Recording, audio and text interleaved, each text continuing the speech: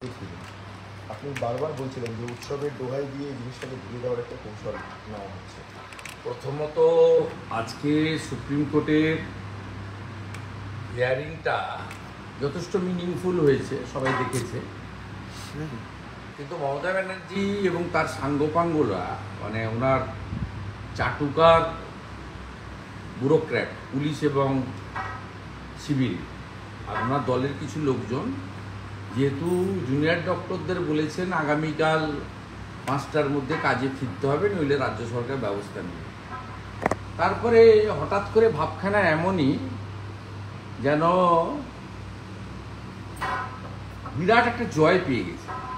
3/4 majority নিয়ে আবার জিতলেন, বা 42টা লোকসভায় জিতে গেলেন, বা 294টা বিধানসভাতে জিতলেন, রেকর্ড করলেন।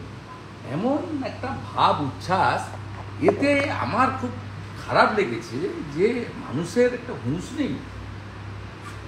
এই বাচ্চা মানে বোনের মতো, মানে একটা প্রতিভাবান তরুণী, তার মৃত্যুতে এত অসংবেদনশীল হতে পারে এই রাজ্যের মুখ্যমন্ত্রী, যিনি নিজেও একজন মহিলা, ভাবা যায় না। আমাদের মানুষ বলা হয় যেহেতু আমাদের মধ্যে হুঁশ আছে, কিভাবে মিথ্যা কথাগুলো উনি বলছিলেন প্রেসে যে টাকা দিতে চাইনি, স্মৃতি রক্ষার জন্য কিছু করতে চেয়েছিলাম। কত বড় মিথ্যা কথা। 14ই আগস্ট ফ্রিডম অ্যাট মিডনাইটে গিয়ে বলছেন টাকা যা নিশ্চয়ই দিতে হবে, লাগবে 10 লাখ টাকা দেয়াই যেতে পারে। কত বড় মিথ্যা কথা। মাত্র 15 দিনে, মানে 14 তারিখ থেকে এখনো 1 মাস হয়নি। কি ভয়ঙ্কর কথাবার্তা। বলছে উৎসবে ফিরুন। কি ভাবছেন কি আপনি? সুপ্রিম কোর্টের বিচার শেষ হয়ে গেছে না মানুষের বিচার? আমি তো প্রথম দিন থেকে বলে এসেছি, এই 14ই মার্চের গণহত্যা নন্দীগ্রামে হয়েছিল। সেই গণহত্যার পরে 16ই নভেম্বর 2007 তৎকালীন acting chief justice Surinder Singh Nijjar CBI ইনভেস্টিগেশনের অর্ডার দিয়েছিলেন। সিপিএমের সরকার ছিল, তারা চলে গেছিল সুপ্রিম কোর্টে। সুপ্রিম কোর্ট 2008-এর ফেব্রুয়ারি মাসে স্টে দিয়ে দিয়েছিল সিবিআই ইনভেস্টিগেশনের উপরে, এসএলপির উপরে। 2010-এ সেই মামলা স্টে খারিজ হয়। তার মানে কি, কোনো আইন আদালত বিচার, কোনো নেতা মন্ত্রী এমপি এমএলএ প্রভাবশালী, তিনি এই আমাদের অভয়া বলুন, আমাদের কাদম্বরী বলুন, তিলোত্তমা বলুন, আমাদের ডাক্তার বোনের এই নৃশংস বর্বরচিত অমানবিক হৃদয় বিদারক ঘটনাকে কলমের খোঁচায় বন্ধ করে দেবেন, তার সব ভুলিয়ে দিবেন? উৎসবে ফিরুন। আমি 18 তারিখে সুপ্রিম কোর্টের হিয়ারিং দেখব, কি বলতে চায় সুপ্রিম কোর্ট। তারপরে উৎসবে অংশগ্রহণ করবে না বাংলার মানুষ, না কেবলমাত্র হিন্দু শাস্ত্র মতে পূজার মধ্যে নিজেকে সীমাবদ্ধ রাখবে? 18 তারিখে দেখা যাবে। পশ্চিমবাংলার মানুষ ঠিক করবে, বাঙালিরা ঠিক করবে। উনি কে বলা? উনি বড় বড় কথা বলছিলেন, নন্দীগ্রামে নাকি 14 জনকে সিবিআই ছেড়ে দিয়েছে। ভুলভাল। আন্দোলনে না থাকলে যা হয়, 14ই মার্চ 14 জন মারা গেছিল, ওইটা বলতে গিয়ে এসব বলেছে। উনি কি জানেন? উনি কি জানেন যে সিঙ্গুরে তাপসী মালিকের খুন ধর্ষণ মামলায় উনি যে 3টে মূল কারণের উপরে মুখ্যমন্ত্রী হয়েছেন, সেটা হলো সিঙ্গুর, নন্দীগ্রাম, পরবর্তীকালে নেতাই, শেষ যে 3টে কারণের উপরে। উনি নিজের দমে মুখ্যমন্ত্রী হলে একে হতে পারেননি। চম্পলা সর্দার, ফেলানি বসাক, ওই সুচপুর, আপনার ছোট আঙ্গারিয়া, এসবের ভিত্তিতে উনি মুখ্যমন্ত্রী হননি। উনি মুখ্যমন্ত্রী হয়েছেন শেষের 3টে কারণে। সুশীল সমাজ, সংবেদনশীল জনতা, অরাজনৈতিক মানুষ সবাই যুক্ত হয়েছিলেন। এসইউসির মতো লোক, দল, যারা গোড়া বামপন্থায় বিশ্বাস করে এবং নিজেদের আদর্শ নিয়ে কখনো কম্প্রোমাইজ করে না, তারাও তৃণমূলের সঙ্গে জোটে গেছিলেন 9 সালের লোকসভা বা 11 বিধানসভায় সিপিএমকে তাড়াবেন বলে, ডিউ টু নন্দীগ্রাম। তিনি কি জানেন যে শহীদ দত্ত 10 বছর জেল খেটে বেরিয়েছে? সিবিআই পারফরমেন্স এটাই। তিনি কি জানেন যে অনুজ পান্ডে, ডালির পান্ডেরা 12 বছর জেল খেটে তারপরে যাবজ্জীবন যে সাজা তার মুক্তি পেয়েছেন। সিবিআই পারফরমেন্সটা জানেন উনি। আর উনি 2011 সালে ডিসেম্বর মাসে নন্দীগ্রামের মামলা রিওপেন করিয়ে সিআইডিকে দিয়েছিলেন। সিআইডি মুম্বাই থেকে লুকিয়ে থাকা লক্ষণ শেঠকে অ্যারেস্ট করেছিল। 181 দিন লক্ষণ শেঠ জেল কেটেছেন। 25 জনের নামে সিআইডি চার্জশিট দিয়েছে ওই মামলাতে, ফাইনাল চার্জশিট। সেই মামলায় কনভিকশন দিতে পারেনি সিআইডি। উনার দপ্তরে জানেন উনি চরম মিথ্যাবাদী। খুব লজ্জা, এরকম একটা মিথ্যাবাদী মুখ্যমন্ত্রী পশ্চিমবাংলার চেয়ারে বসে আছে, আর আমাদের তাদের কথা শুনতে হচ্ছে। আর তারপরে যে প্রেস কনফারেন্সটা, টেন্টেড ডিজি রাজীব কুমার, যাকে ভোট এলে সরিয়ে দেওয়া হয়, সিঙ্গুর খ্যাত একটা বাঁদর সুপ্রতিম সরকার, আরেকটা বড় চাটুকার আলাপন বন্দ্যোপাধ্যায়, যার গোটা গোষ্ঠী এই সরকারের কাছ থেকে বেনিফিটেড, এরা আরেকটা প্রেস কনফারেন্স করেছে চিকিৎসকদের এবং হসপিটালের নিরাপত্তা। আপনি জানেন কত সিসিটিভি এখনো পর্যন্ত নির্ভয়ার যে 60-40-এর যে স্কিম ছিল মহিলা নিরাপত্তায়, তাতে পশ্চিমবঙ্গ সরকার 7,000 কোটি টাকা পেয়েছে, ইউটিলাইজেশন 392 কোটি টাকা। জানেন কোনো সিসিটিভি পাবেন আপনি?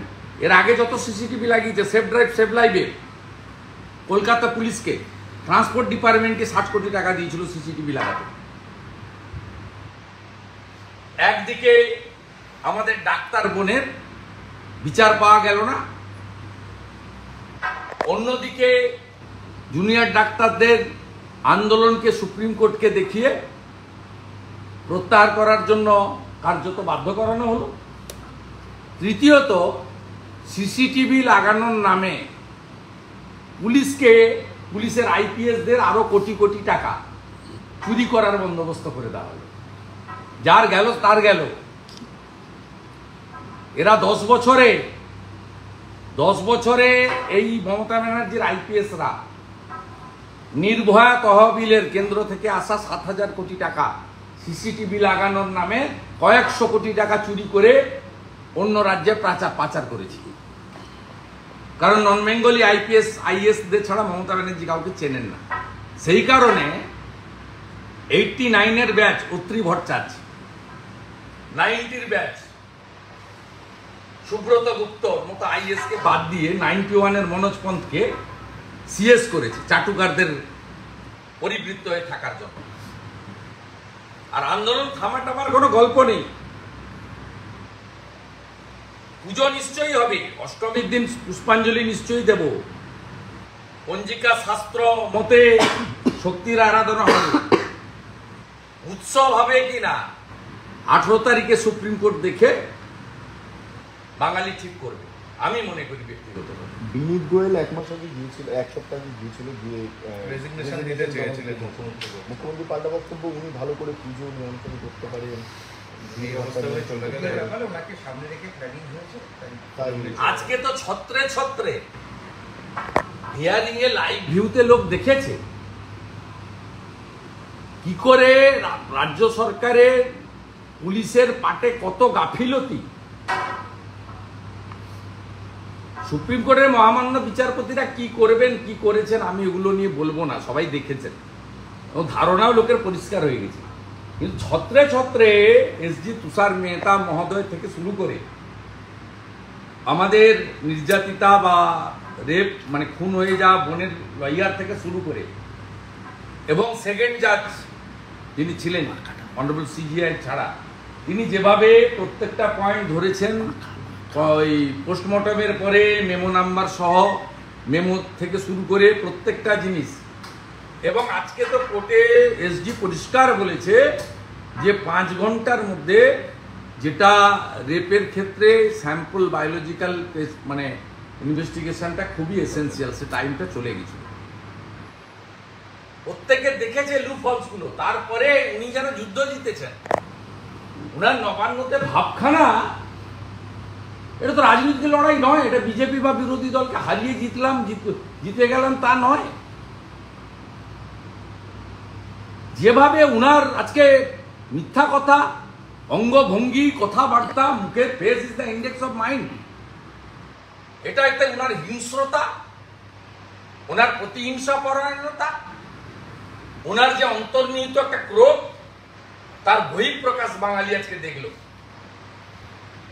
এরপরে পশ্চিমবাংলার মানুষ বিচার করবেন এই রকম একটা নির্লজ্জ মিথ্যাবাদী, এই রকম একজন অমানবিক যার হৃদয় নেই। জুনিয়র ডাক্তাররা মেরুদণ্ড রেখে এসেছিলেন বিনীত গোয়েলকে। জুনিয়র ডাক্তারদের বলবো সুযোগ পেলে নবান্নতে গিয়ে একবার হৃৎপিণ্ডটাও রেখে আসবেন। চালান ছাড়া কি করে ময়না তদন্ত করতে? ভয়ঙ্কর সমস্ত, তাতে আমরা সকলেই ভেবেছিলাম একটা ইন্টারিম অর্ডার দেবে, দেননি। তারা কেন দেননি অনারেবল সিজিআই আর অন্য জাজরা বলবেন, আমার বলা ঠিক না। আমার I have enough regards to supreme court. আমি 18 তারিখের জন্য অপেক্ষা করব, কিন্তু আন্দোলন কন্টিনিউ করতে হবে। এবং যেখানে যেখানে জনগণের অরাজনৈতিক আন্দোলনের উপর হামলা হয়েছে, লিডার অব অপোজিশন সেখানে যাবে প্রতিবাদ করতে। আজকে জলপাইগুড়ি সার্কিট বেঞ্চ থেকে আমি অর্ডার বের করেছি, আগামীকাল মাথা ভাঙাতে আমার প্রতিবাদ মিছিল আছে। এই মাথা ভাঙাতে 4 তারিখে আক্রমণ করেছিল প্রতিবাদী জনতার উপরে তৃণমূলের গুন্ডারা। ঠিক একইভাবে আজকেই আমাদের ব্যারাকপুর সাংগঠনিক বিজেপি জেলা থেকে আবেদন করা হয়েছে। শুক্রবার নৈহাটিতে গতকাল যে হামলা হয়েছে তার প্রতিবাদে লিডার অব অপোজিশন, ভারতীয় জনতা পার্টির কর্মী সমর্থক সাধারণ মানুষকে নিয়ে তৃণমূলের এই গুন্ডাবাজির বিরুদ্ধে প্রতিবাদ করবেন। শুনলাম স্বাস্থ্য ভবনের এসওপি বলছে যে 6টার পরে ধর্ষণের ঘটনায় কখনো ময়না তদন্ত করা যায় না। সবাই দেখেছে, আপনারা ওয়েট করুন সুপ্রিম কোর্ট কি করে তার উপর ওয়েট করুন। আর 18 তারিখে সুপ্রিম কোর্ট বলার পরে উৎসব হবে না পুজো হবে, শুধুমাত্র পুজোটাই হবে না উৎসব হবে, আমি আমার ওপিনিয়ন, আমি তো 2,33,27,000 মানুষকে বিলংস করি, আমি আমার ওপিনিয়ন রাখবো। বাংলা বাঙালির আরও অনেকে আছেন, তারাও তাদের কথা বলবেন। কিন্তু আমরা যতক্ষণ না পর্যন্ত ধর্ষণকারী, খুনি এবং প্রমাণ লোপাটকারী এবং যারা এই প্রমাণ লোপাটকারীদের গার্ড দিচ্ছেন মুখ্যমন্ত্রী সহ, তাদের কঠিনতম শাস্তি না হয়, এই আন্দোলন থামবে না। আপনি